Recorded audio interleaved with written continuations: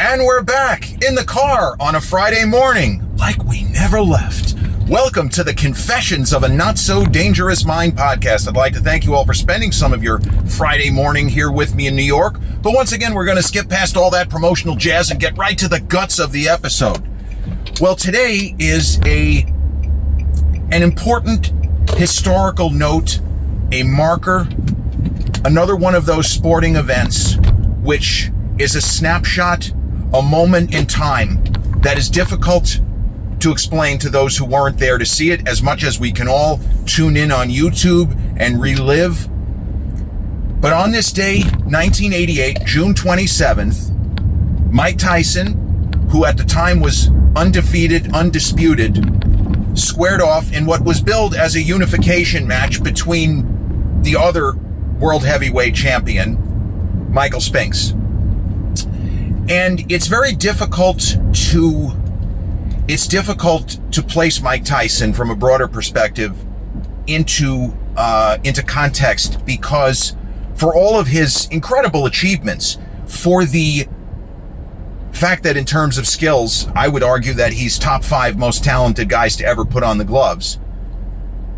But his career, it almost seems as if he underachieved, which is crazy given the achievements, regaining the heavyweight title after being away from the sport for, 3+ years. But what no one can take away is what he did on June 27, 1988. It was a performance which is legendary. It was expected that he was going to defeat Michael Spinks. Michael Spinks was a great fighter. There are those that would put him among the top 5 or perhaps even the top 3 of greatest light heavyweights who ever lived, and therein lies the rub. Michael Spinks, unlike, for example, Evander Holyfield, Michael Spinks was legitimately a light heavyweight. And what I mean by that is Evander began as a cruiser, but you could see that he had the build where he didn't look like a so-called puffed up cruiserweight. He didn't have to do like a Roy Jones Jr. and go on like crazy weight gain or anabolics or anything like that. Evander Holyfield looked like a natural heavyweight once he reached the heavyweight class. And of course, the irony is when you go back to the earlier days of the heavyweight division, you have a shit ton of incredible fighters from Floyd Patterson, Ezra Charles on down. Even Rocky Marciano, who would be considered undersized for heavyweights not that long after. So Michael Spinks had won his share of the heavyweight crown before Mike Tyson won the title from Trevor Berbick in '86. Michael Spinks won 2 very close decisions from an aging Larry Holmes. Now, the thing with Larry Holmes, though, it's important to note, Tyson had already defeated Larry Holmes when he squared off against Mike Spinks. I'll just call him Mike. It's okay. When he squared off against Mike Spinks.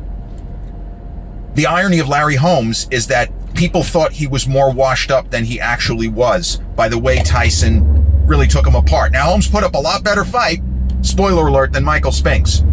But Larry had more in the tank than it seemed. It's just that he wasn't ready. He wasn't going to beat that Tyson anyway. But he was not ready for that fight. He needed at least another month, and I believe he would have put up a better account of himself. And the reason why I say that is 4 years after Tyson crushed Holmes, Holmes fought Evander really well. Evander won the fight going away. It was a 9-3 or 8-4 fight, but Larry was still dangerous. He's still throwing big shots. He's still executing good boxing technique in the fight with Evander, and he had beaten Ray Mercer. He didn't just randomly get a title shot. He beat merciless Ray Mercer. I think it might have been Mercer's first loss in '91, 3.5 years after Tyson dismantled him. What I'm saying is, in much the way, from a historical perspective, that the Foreman fight looks better for Evander Holyfield than it did at the time. The fact that Tyson dismantled Holmes with such relative ease, it looks better historically for Mike than it did when he defeated Larry Holmes. Because Spinks was considered to be an undersized heavyweight, the prevailing wisdom and the sentiment going into Tyson versus Spinks was that it was not going to be competitive. It's important to note this. Again, when you try to put these things into historical perspectives, this was not expected to be competitive. Mike Tyson was more talented than Michael Spinks anyway. As great of a light heavyweight as Spinks was. Is he better than Bob Foster? I don't know. Prime versus prime, I think that I would have my money on Bob Foster. You know, that Foster was a guy who fought a bunch of heavyweights. He fought Frazier, and Smokin' Joe almost took his head off. He's the answer to a trivia question. The only man to ever cut Muhammad Ali, whose name, of course, we're going to mention further in this particular episode. The only man to ever cut Ali, Bob Foster, in a fight that Foster, I think, got knocked down 8 times. The fight proper was not really that competitive, but he busted open the Louisville lip, and Ali was not happy. And after the fight, he said, I'm getting old. I'm getting old. Bob got me in there. He cut me. Getting old. He was 30. He was getting old. I guess it happens to us all, right? But Michael Spinks, it would have been an upset if he had kept that fight competitive, because he just didn't hit hard enough. And that's the thing. There are light heavyweights that could really hit, like Bob Foster. But you look, for example, when Dwight Cowie, who had given Spinks all he could handle, when he was in there with George Foreman during Foreman's comeback, Cowie made George look stupid at various points, but he was loading up shots and George was just blinking through them. It was doing nothing. And unfortunately, Michael Spinks' big right hand, the overhand lead known as the Spinks jinx, he could have squared Mike up, and I don't think it would have done anything. I don't think Mike would have taken a backward step. He would just kept moving forward and walking him down. And if you watch the fight, he's walking Spinks down from the opening bell. Now, from my personal perspective, I was not what you would call a fan of Tyson during his initial run. I was a big boxing fan. I already considered myself something of a historian. I had a nice collection of boxing books, you know, History of Boxing, Ali's autobiography, which, if we're being honest, a lot of it I think was fabricated. There was a lot of weird stuff in there that I don't know that it really happened this way, but I was interested in the sport. I studied Marciano. I studied the history of Joe Louis and things that he did. You know, Louis was a guy that got really screwed. But Sugar Ray Robinson and Ray Leonard and Thomas Hearns and Hagler and Duran, the Four Kings, I was interested in it all. There was something about Tyson's attitude that I just didn't like. And as far back as the Berbick fight, I was hoping that at least was going to be competitive. But to no one's surprise, I mean, Berbick, it was a big upset that he actually won the title. I mean, he shouldn't have probably even won that. I mean, remember, I always come back to this. 5 years before Tyson beat Berbick to win his portion of the title, 5 years before that, 38-year-old Ali, 39, who had no business being in the ring, he fought Berbick to a standstill. It was a 6-4 fight. Trevor Berbick really had no business being world heavyweight champ, no offense. But, I mean, he should have had an easier time with Ali than he did 5 years before Tyson almost took his head off.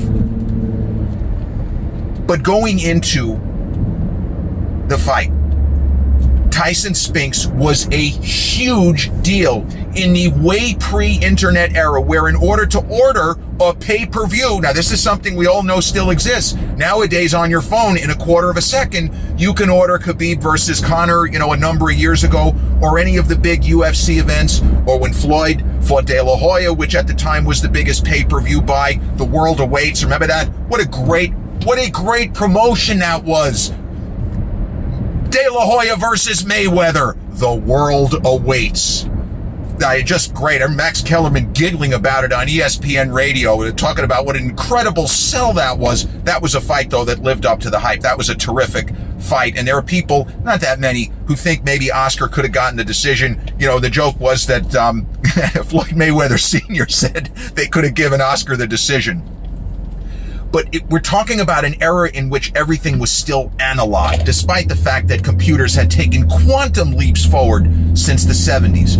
We were into the era of home computers. But in order to get a pay-per-view event in June of 1988, June 27 in particular, you had to call your local cable company. And they did not have unlimited phone lines in 1988. So this is so stupid, but this is exactly what happened between my mother and myself. We called hundreds and hundreds of times over a week period. We could not get through. We had to get through to an actual live person. They hadn't figured out how to do something where you get sent to some answer service and you push a couple of buttons to order the fight. No, you had to talk to a live representative from Cablevision. That was when Charles Dolan was running the company, still not Jim Dolan. You know, no offense, judgment-free zone, as I like to say this podcast is. But finally, the day before the fight, I finally got through, and I was able to order the fight. And we had a big party, big shindig at 131 St. Mark's Place, Massapequa. Told us our old address. Oh my God, OMG. We had a big party, a lot of neighbors, a lot of friends. Must have had 30 people in the den of the old house in Massapequa to watch that fight. But no one expected a real battle, even though Michael Spinks was undefeated. And really, the only very tough fights that he had, the Cowie fight when he unified the title. Cowie was a great fighter. That was one where Spinks was favored, but it was expected to go the distance, and it did go the distance. Cowie was he was so good. The Camden Buzzsaw, great nickname, Dwight Cowie. But he was Dwight Braxton when he won the title from another all-timer, Matthew Saad Muhammad. What a monster action fighter Matthew Saad Muhammad was. Man, he was great. Originally, Matthew Franklin was his name. But Spinks, really, the second fight with Holmes was a tough fight. I thought Larry did enough to get the title back. It was not to be, and then Larry, complained about it afterwards, but, what are you going to do? That's boxing. The judges, it's very difficult to predict these things. But I just hoped for some kind of a competitive fight. And history tells us that prime Mike Tyson went out there. It was the last fight that he had Kevin Rooney in his corner. And Mike was in great shape that night. And the word was that Tyson had not been in the best of condition about 6 weeks before the fight. And Rooney really insulted him to light a fire under him and get him into fighting trim. Because if you look at Mike in the ring that night, we know Mike had the incredibly thick musculature. You talk about a guy with genetics all around, and that's not a knock on Iron Mike. He had an incredible build. Like, you can't teach the build, you can't teach the speed and the power and the technique. It's the other thing. Mike was a guy who occasionally took wild swings, more so as he got older. And, the influence of Don King, that can be debated, as, King kind of wanted him to just go for big one-punch type knockouts. But Mike Tyson's technique was impeccable. The peekaboo defense, he did it exactly the way Customato wanted him to. He had a better iteration of the peekaboo even than Floyd Patterson, the two-time heavyweight champ, undersized heavyweight. Floyd would have been a great light heavyweight and probably a really good cruiser, but he ended up being a pretty good heavyweight champ. Took a lot of knockdowns, but he usually got up, and he recovered very quickly within fights. But Mike's form, there wasn't anything he did not do well in the ring. And from a certain point of view, what we also found out later in his career, he took a hell of a shot. Mike was one tough hombre. So Tyson has talked about this fight a lot. And one thing he said about Michael Spinks, one fighter doesn't like to tell the press and doesn't like to say that another fighter is scared. But if you read between the lines of a lot of things that Mike Tyson has said, Michael Spinks was psyched out before they got in the ring. And this is something you see when fighters have doubts. It's not always written on their face, but occasionally it is. And for example, before Ken Norton got into the ring with George Foreman in Caracas, Venezuela, I think it was January 26, 1973. I'm pretty sure it was January of 74. Norton had a look on his face like he didn't think he was going to win the fight. He did not look like a guy who thought he was going to go out there and, you know what, I'm going to stop this kid. I'm not going to fight the way Frazier did. He didn't look like he wanted to be there.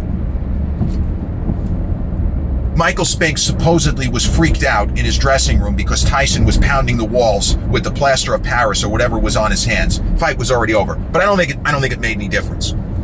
What Mike Tyson said, though, is that Michael could have come out there and he could have clutched and grabbed and he could have held and he could have maybe tried to foul and roughhouse a little bit, maybe get lucky, hit me with a big shot. But he came out there to fight. Mike came out there to shoot his bolt and let's go toe-to-toe and see what happens. He said, and I respect that because, and Tyson certainly experienced this when he came back in 96, not the McNeely fight, but the Buster Mathis Jr.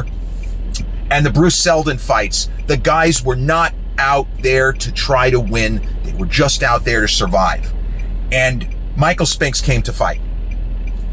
He went out on his shield, cliche though that may be.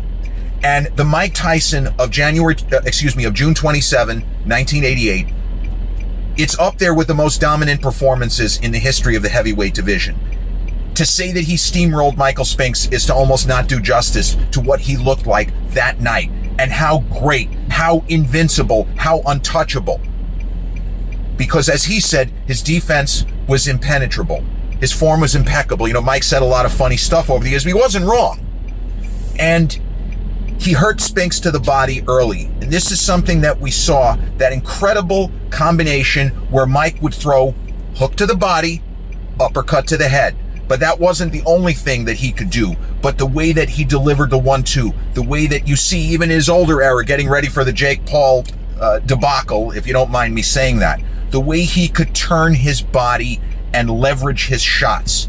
He had a ton of natural power anyway. He could knock a guy senseless without leveraging his shots. So you put the math and you start thinking in terms of force per square inch when he got his weight into the shots. It was not good, no matter who the opponent was. So he hurt Spinks to the body, and Spinks took a knee. Now, the irony is that that's what you're supposed to do. You get hurt.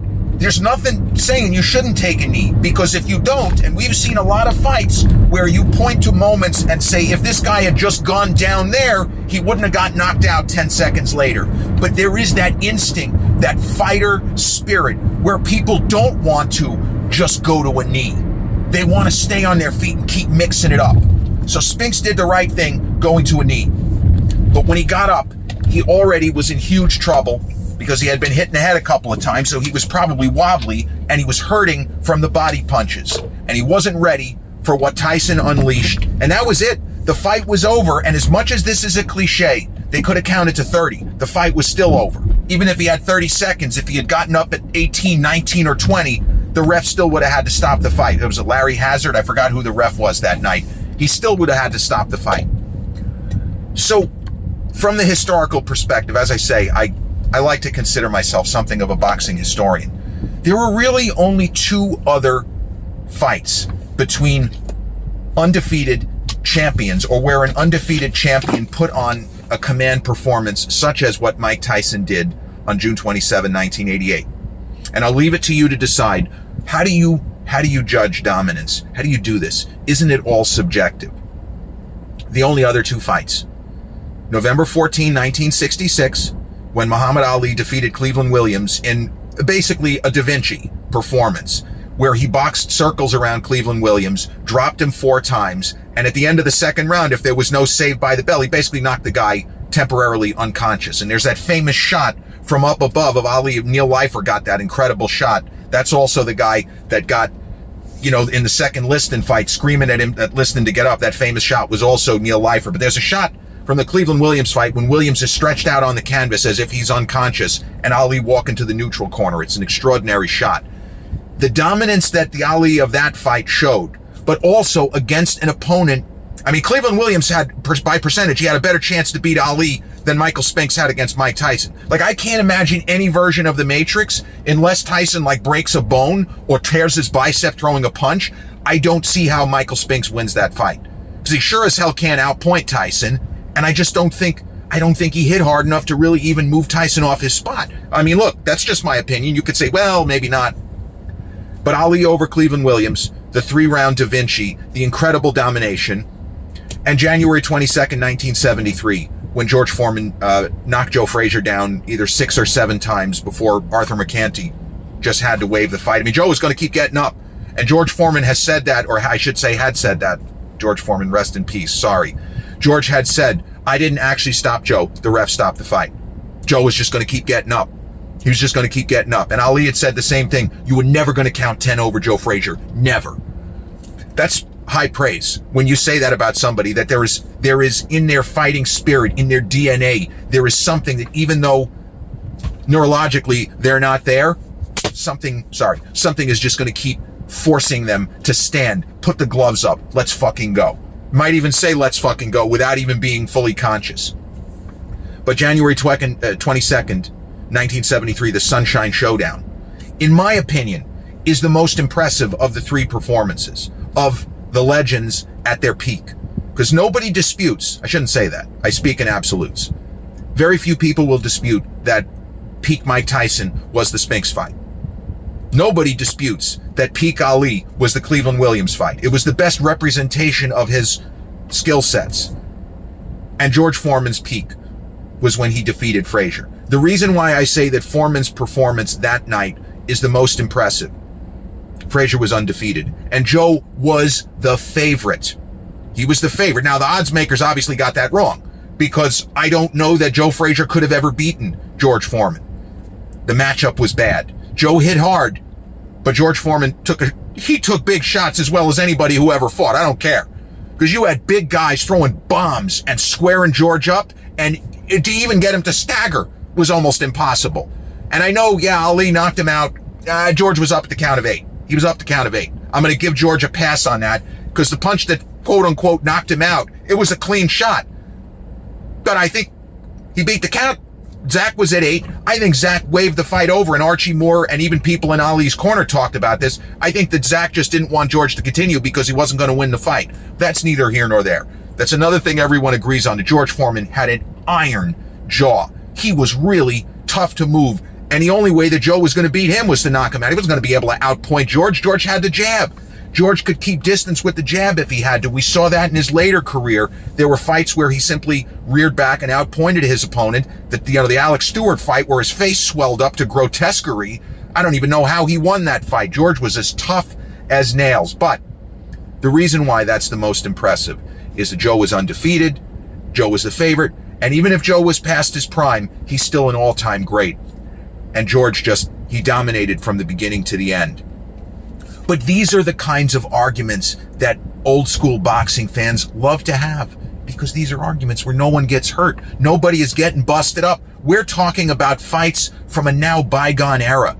It's 37 years since Tyson dismantled Spinks in 93 seconds. 37 years since the high water mark for Iron Mike.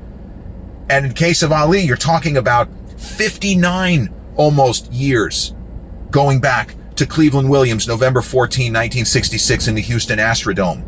And 52 years, more than 52 years, since Big George defeated Smokin' Joe in the Sunshine Showdown in Kingston, Jamaica. But Iron Mike, unfortunately, he wasn't the same fighter. I know that's a cliche. He wasn't the same fighter after the Spinks fight. Don King took greater and greater control. And I don't know that Don King necessarily meant ill will towards Mike Tyson, but King had different ideas of how he wanted to promote fights. And there was a sense that Mike didn't box as effectively after. Because if you look at the Spinks fight, and there's only 93 seconds, he's fighting like the younger Tyson. And to be more specific, Mike Tyson, again, was not a wild swinger. He was somebody who used short, explosive punches to hurt his opponents before throwing the big home run bombs and the big hook to the body uppercut type of a combination. I mean, the Frank Bruno fight was a hell of a fight. That was later in the year. That was a tough fight. But again, Frank Bruno was a huge man with a big punch. He wasn't as good as Mike Tyson. Not that many people could say they were as good as Mike Tyson at any point in history. But June 27, 1988, on this day, 37 years ago, Iron Mike Tyson's finest hour in the ring and a top 3 most dominant performance in the history of the heavyweight division, in my humble opinion. This has been episode 573 of the Confessions of a Not So Dangerous Mind podcast. I'd like to thank you all so much for spending some of your mild out there Friday morning here with me in New York. If you check out this episode on the YouTube channel, haven't done so already, please click like, subscribe, comment, share, turn on those notifications. Or if you catch this episode on the audio platforms such as Podbean, Spotify, iTunes, or the others in which we're hosted, same general rule applies. Click like, subscribe, share, and turn on those notifications. I'll be back with a new episode real soon. Till then, peace.